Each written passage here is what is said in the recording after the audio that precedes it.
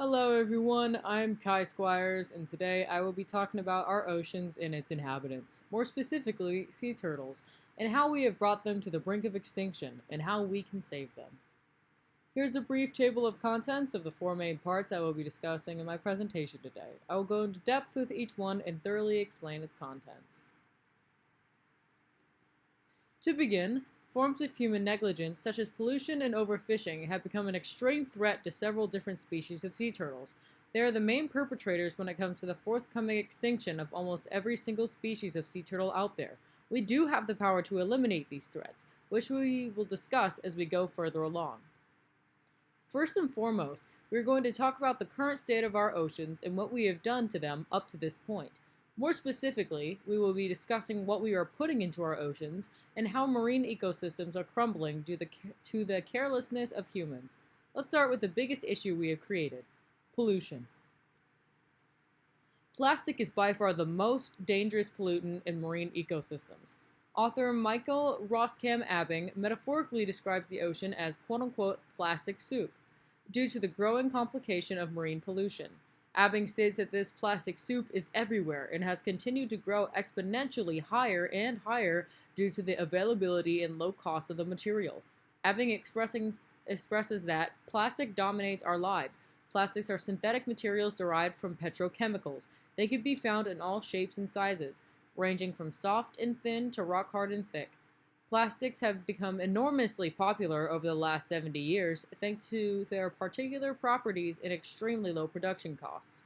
Plastic never truly disappears, it just breaks down into microscopic particles called microplastics. They are nearly impossible to remove. About 3% of the plastic produced every year in the world ends up in the sea. Worldwide production in 2014 was 311 million tons. Taking into the account the way that the large pieces are broken up, a group of scientists calculated that the total number of microplastic particles on the surface of the oceans in that year was somewhere between 15 and 51 trillion. And our society has only grown more advanced, so if the number of plastic produced was this high around 8 years ago, imagine the number today. One phenomenon that supports this data is the overwhelmingly large accumulation of garbage in the Pacific Ocean, dubbed as the Great Pacific Garbage Patch. Located in the North Pacific Ocean, it is a collection of marine debris that is the result of rotating ocean currents between Japan and the United States. Author Laura Perdue, who wrote a book on the patch in 2018, states, "Of all of the debris in garbage patches, 90% is plastic in all shapes and sizes. Much of this consists of microplastics, which are usually less than 0.2 inches or 5 millimeters in size. Since plastic does not biodegrade, these microplastics accumulate over time, causing these patches. These patches can expand to the size of states, and since they are composed by mostly microplastic, they are very difficult to remove." Pollution has already carved its path of destruction through several well-known places in the world, the most familiar being the Great Barrier Reef. In the past, the Great Barrier Reef has been abundant with thousands of different species. Today, it tries its best to ward off its incoming attacker, extinction.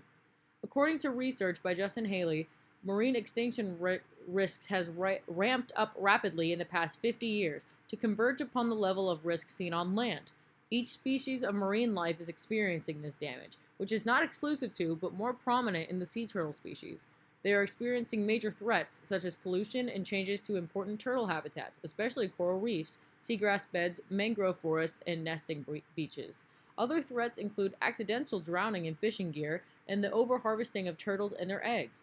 Concerning the reproduction rates of these turtles, Australia has some of the largest marine turtle nesting areas in the Indo-Pacific region and has the only nesting populations of the flatback turtle. Other turtles residing in the reefs of Australia include none other than the green turtle and the leatherback turtle. If these turtles go extinct in Australia, it will only set off a chain reaction, impacting ecosystem upon ecosystem. Including Australia, there are only a few large nesting populations of the green, hawksbill, and loggerhead turtles left in the world. This proves that the relationship between our oceans and us is everything but mutualistic, and it has turned into a parasitic type of connection. Every documented turtle species around the globe has dealt with the repercussions of our actions, and human desire has become quite the runner-up to pollution. A few of the most affected would include the green sea turtle and the leatherback. The green sea turtle has increasingly declined over the years and is getting dangerously close to extinction.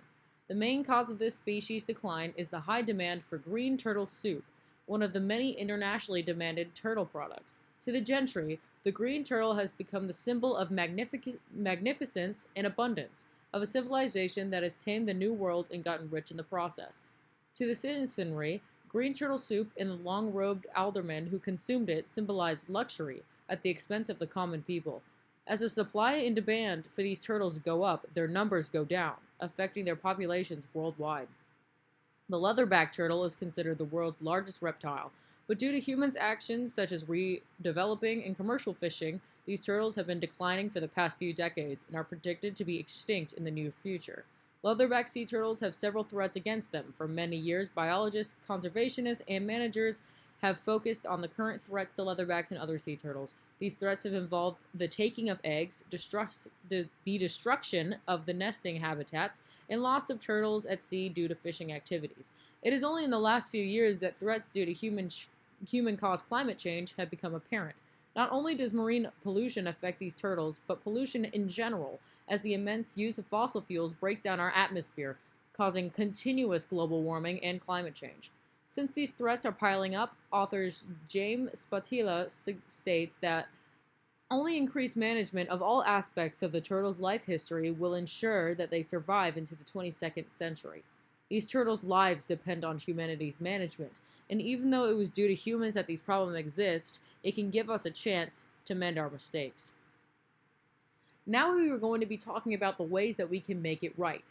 I will also be discussing two renowned marine biologists that have already begun to make changes, and an interview that I was able to give at the Karen Beasley Sea Turtle Hospital. These people have made saving turtles one of their missions by educating the public on what is truly happening out there. One of the most renowned marine scientists out there, James R. Spatila, has introduced several overviews of the life cycles and biologies of sea turtles to the public through his many works, and has spent a large part of his life studying these beautiful creatures. In April 2007, Spatila got the opportunity to witness 11 leatherback turtles as they traveled from Costa Rica to the Galapagos Islands. This historical event was named the Great Turtle Race and serves as an important asset in the study of endangered sea turtles. This event inspired him to write one of his most famous literary works, Saving Sea Turtles: Extraordinary Stories from the Battle Against Extinction. This work alone has inspired many to take action and do their part in preserving the oceans to the best of their ability. Sylvia Earle, who's devoted her life to the study of marine life of all kinds, is another renowned marine biologist who takes a lead in sea turtle research. Her mission is to educate and do what she can to make people come together and save our oceans, one animal at a time. Earle was inspired to start this journey of saving the oceans after she witnessed the decline in marine ecosystems firsthand. She explains that fish were once common are now near extinction, and coral reefs all over the world have mostly been destroyed.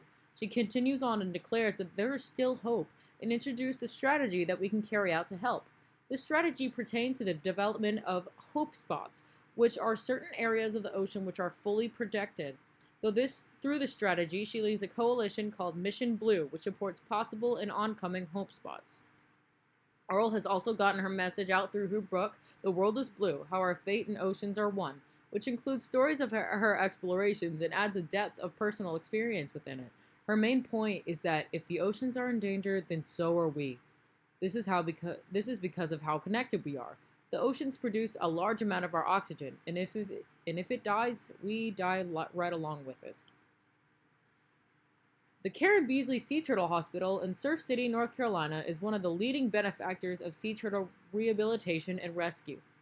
I conducted an interview with Kathy Zagzybski, the executive director of the Karen Beasley Sea Turtle Rescue and Rehabilitation Center, to learn more about their mission and how human negligence leads to the injuries of most of their patients. She explained what exactly they do at the hospital, such as patrolling beaches, rescuing sick and injured turtles, nursing them back to health, and releasing them back into the ocean.